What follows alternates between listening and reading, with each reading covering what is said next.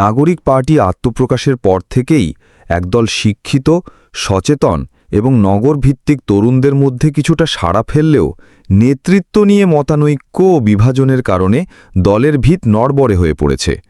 অভ্যন্তরীণ গোষ্ঠীদ্বন্দ্ব, সিদ্ধান্ত গ্রহণে অস্বচ্ছতা ও আদর্শগত বিভ্রান্তি এই সংকটকে আরও ঘনীভূত করেছে। কেন নতুন নেতৃত্বের প্রয়োজন? বিশ্বাসযোগ্যতা পুনঃস্থাপন। দলের বিশ্বাসযোগ্যতা বর্তমানে প্রশ্নের মুখে।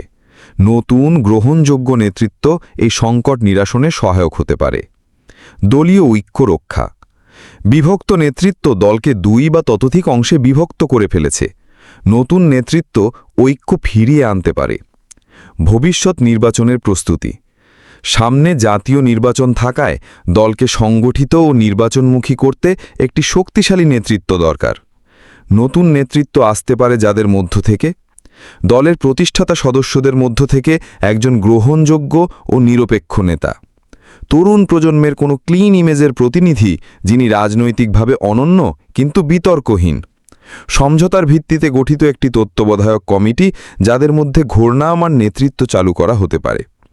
নেতৃত্ব গঠনের সম্ভাব্য প্রক্রিয়া। বিশেষ কাউন্সিলের মাধ্যমে গণভোটে নেতৃত্ব নির্বাচন।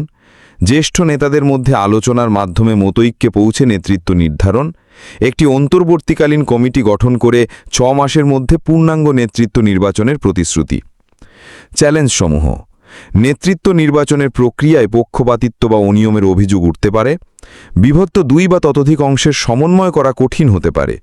বহিরাগত রাজনৈতিক প্রভাব বা প্ররোচনাও নেতৃত্ব গঠনের সিদ্ধান্তে বাধা হয়ে দাঁড়াতে পারে। যদি দলটি সত্যিকার অর্থে আদর্শবাদী ও জনগণের চাহিদা অনুসারে রাজনীতি করতে চায়, তাহলে এই সংকট তাদের জন্য একটি পুনর্জাগরণের সুযোগ হয়ে উঠতে পারে। নতুন নেতৃত্ব গঠন সফল হলে নাগরিক পার্টি আগামী নির্বাচনে একটি কার্যকর শক্তি হিসেবেও আত্মপ্রকাশ করতে পারে।